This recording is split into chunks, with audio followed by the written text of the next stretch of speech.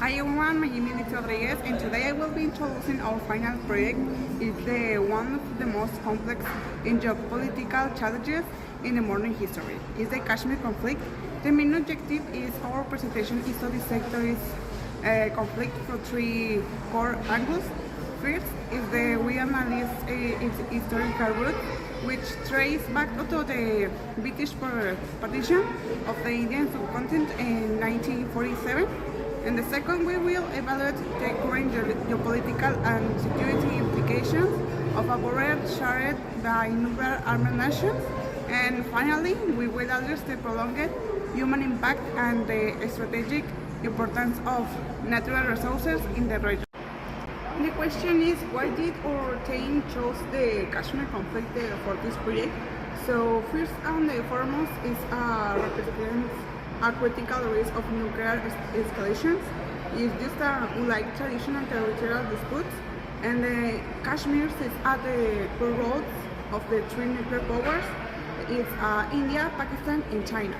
This makes any border skirmish a potential threat to the global peace.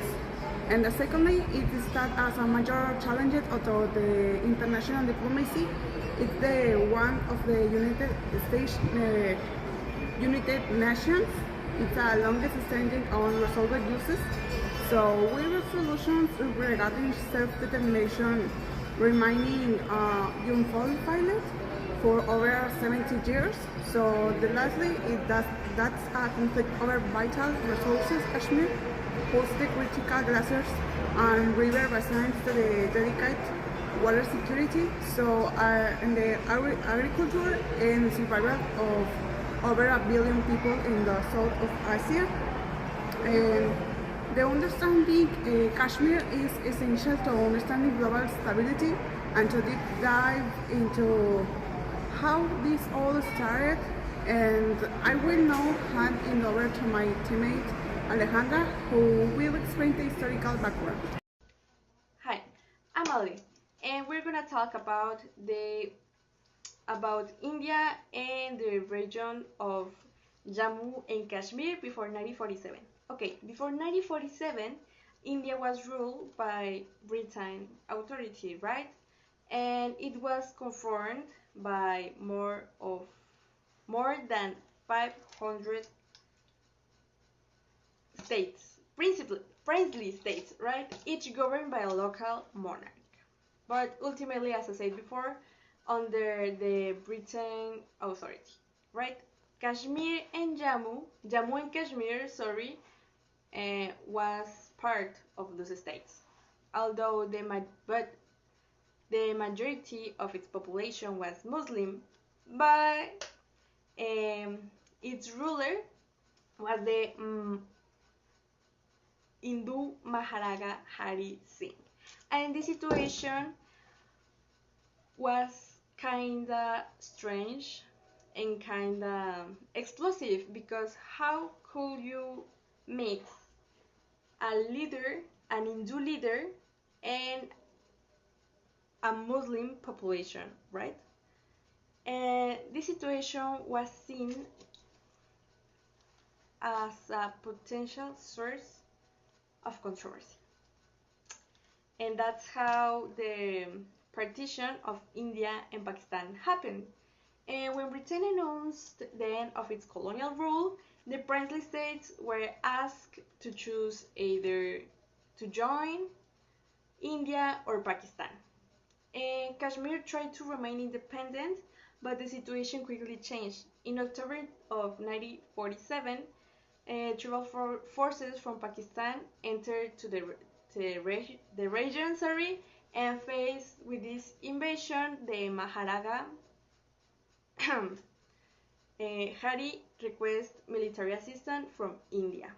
And India agreed, right? Because, as I mentioned before, uh, Kashmir and Jammu wanted to join to India. And then, after they signed an instrument of accession, which formally integrated Kashmir to India, Pakistan rejected this decision, and they argued that it didn't reflect the will of the Muslim majority. But I won't talk about this. My partner will do. Hi, my name is Victor, and I'm gonna talk about beginning of the conflict. So, the first subtopic is Maharajari, synced and the instrument of accession. Now, looking at the historical background of the conflict, we go back to October 1947, at the time that Maharaja Hari, singing who was the Hindu ruler of Jammu and Kashmir, wanted to keep the region as an independent state after the partition of British India. However, the situation changed completely when the tribal force from Pakistan entered the territory. Because of this military threat and to get support from India, the Maharaja made an historical decision. He signed the instrument of accession with this legal document. The region of Kashmir officially joined India, and this allowed Indian troops to enter and defend the territory. The second topic is First Indo-Pakistani War. This political movement immediately starts the first big war in the region Pakistan. Pakistan rejected the accession because they say it did not repress the wishes of people of Kashmir who were mostly Muslim. So this problem starts the first Indo-Pakistani War between 1947 and 1948. The conflict became so big that it went to the United Nations in 1948. The called for a Cassifer and proposed a vote for the people to choose their photo, but this never happened because the two countries did not agree on the condition. As a result, these first wars divided the territory through the line of the control, creating a political rivalry that continues today. Okay, that's all for me. Thank you. So I will talk about the United Nations intervention and the line of control and the impact of the Article 370 on the Kashmir conflict. So the first topic that we're gonna be talking about, it's gonna be the United Nations intervention in this conflict. So after the first Indo-Pakistani War, which took place between 1947 and 1948, this conflict over the Kashmir became an international issue.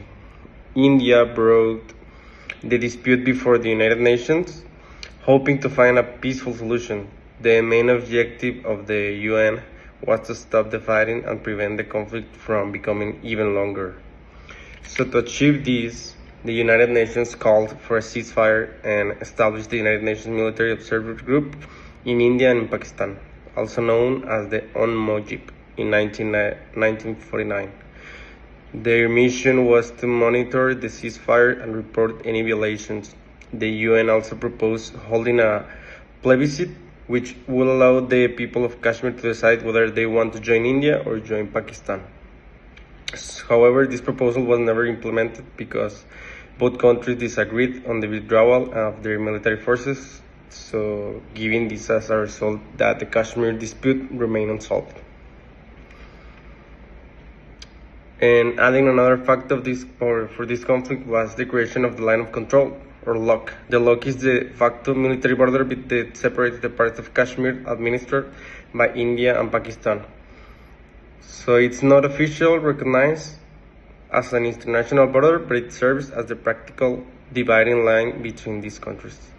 So moving into the second topic, that is the Article 370. This article was a special provision in the India Constitution that granted Jammu and Kashmir a high degree of autonomy after it joined in India in 1947. The region had its own constitution, its own flag, and greater control over local affairs. Because of this, the Article 370 became one of the most important political issues in the Kashmir conflict. So a major turning point occurred on August 5, 2019, when India government revoked Article 370 and reorganized the region in the Union territories of Jammu and Kashmir and Ladakh.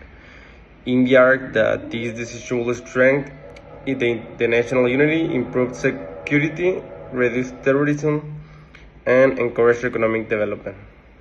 So, however, this decision was strongly criticized by Pakistan and by many Kashmiris who believed that it reduced the region's autonomy and changed the status of a disputed territory without the agreement of its people. So, saying these political tensions, they have been remained high. In 2023, the Supreme Court of India upheld the government decision, and in 2024, local elections were held. Despite these developments, Kashmir remains one of the world's longest-running territorial disputes, and its future continues to affect relations between India and Pakistan as well as the regional security. Thank you. Okay, good afternoon, everyone. Today I will explain the current situation of Kashmir conflict. First, let's look at the territorial control of Kashmir. Today, India controls the largest part of the region, including Jammu and Kashmir and Ladakh. India considers country and maintains a strong military presence to protect its borders and promote national integration. Pakistan controls the western areas known as Azad Jammu and Kashmir and Baltistan. Pakistan believes that people of Kashmir should have the right to decide their own future through self-determination and continues to ask for greater international involvement. China also controls Aksai Chin, an important strategic area in eastern Kashmir. In addition, China has increased its influence through the China-Pakistan economic corridor, making the conflict more complex. Now let's talk about the main political and strategic interests. India's priority is protecting sovereignty, maintaining national security, preventing terrorism, and encouraging economic development. Pakistan focuses on supporting self-determination of Kashmirs, increasing international attention to the conflict, and protecting its regional interest. China's main interest is securing Aksai Chin and protecting its economic investments and trade routes in the region. Finally, the conflict still faces many challenges. The line of control remains one of the most heavily militarized borders in the world. There are ongoing concerns about human rights, terrorism, and political tensions between India and Pakistan. Although there have been diplomatic efforts and ceasefire agreements, a permanent solution has not yet been achieved. In conclusion, the Kashmir conflict is not only about territory, it also involves security, diplomacy, human rights, and international cooperation, which is why it remains one of the most important conflicts in international relations. Thank you. Now I will explain some of the main contemporary challenges of Kashmir conflicts. One of the biggest challenges of militarization and security, the line of control, is one of the most heavily militarized borders in the world. India and Pakistan maintain a strong military presence in the region because both countries consider Kashmir essential to their nation's security, although ceasefire agreements have reduced large-scale fighting in recent years. Borders incidents and military tensions still occur. Since both countries possess nuclear weapons, any escalations could have serious consequences for regional and international security. Another important challenges involve human rights and terrorism. International organizations have expressed concerns about restrictions of freedom of movement, freedom of expression, internet access, and political participation in some parts of Kashmir. At the same time, India argues that many security measures are necessary to prevent terrorism and protect the populations. In addition, the presence of armed groups and terrorist attacks continues to make the conflict more difficult to resolve. India and Pakistan have different views on the issues, which often creates political tension and slow diplomatic dialogue. Overall, the security and the humanitarian challenges show why the Kashmir conflict remains one of the most complex international disputes today. Now, I will explain the first part of our proposed solution for the Kashmir conflict. Our proposal doesn't try to solve the question of Kashmir's sovereignty immediately because this is a very difficult and sensitive issue. Instead, it focuses on small and realistic steps that can help India and Pakistan to create better conditions for peace. The proposal is based on five main principles. These are respect for international law, peaceful conflict resolution, protection of human rights, mutual trust, and regional cooperation. This means that both countries should avoid military actions and try to solve their disagreements through dialogue and negotiation. It is also important to protect the rights and needs of the people living in Kashmir. The main objective is to reduce tension, improve communication, and slowly create trust between India and Pakistan. This trust is necessary before they can discuss more difficult political issues. The first phase of our proposal is focused on confidence building measures. The main goal of this phase is to reduce military tensions and rebuild trust between India and Pakistan. First, both countries should strengthen the ceasefire agreement along the line of control. This can help reduce violence and protect the people who live near the border. Second, India and Pakistan should establish permanent military hotlines. These direct communication lines would allow military authorities to speak quickly during a problem or emergency. This could prevent misunderstandings and accidental confrontations. Another measure is to organize regular meetings between border commanders. Both countries should also inform each other before conducting large military exercises near the border. This would reduce fear and confusion about military activities. Finally, the government should continue having regular diplomatic meetings even when they don't agree on every issue. Keeping communication open is very important to prevent new crises. These measures may seem simple, but they are an important first step. And before solving the large conflict, both countries need to reduce tension, communicate better, and begin to trust each other again. Now, my classmate will explain the next phase of the proposal, which focuses on humanitarian cooperation. Now I will explain the second and third phases of our proposed solution for the Kashmir conflict. The second phase focuses on humanitarian cooperation. The main objective is to improve the quality of life of the people living in Kashmir who have suffered the consequences of the conflict for many decades. Any lasting peace process should place the well-being of civilians at the center of its efforts. One important initiative is to facilitate family reunification across the line of control by simplifying travel procedures and expanding humanitarian crossing points. This would allow separated families to visit each other more easily and strengthen people to people connections. The proposal also encourages educational and cultural exchange programs between universities, research institutions, and civil society organizations. These exchanges can help reduce stereotypes, promote mutual understanding, and build trust between future generations. In addition, India and Pakistan could cooperate on healthcare services, disaster response, and environmental protection projects that directly benefit border communities. Another essential element of this phase is strengthening the protection of human rights. Both governments should work to ensure that civilians have access to education, healthcare, freedom of movement, and other basic public services in accordance with international human rights standards. And now, going to the third phase, focuses on economic cooperation. Greater economic collaboration can help reduce tensions by creating shared interests and mutual benefits for both countries. Our proposal includes expanding legal cross border trade, establishing limited trade zones, and supporting local businesses to create new employment opportunities. In addition, India and Pakistan could work together on infrastructure projects, including transportation, communication, and energy networks to promote regional development. Cooperation on environmental issues such as water conservation, climate adaptation, and disaster risk reduction is also important because both countries share valuable natural resources.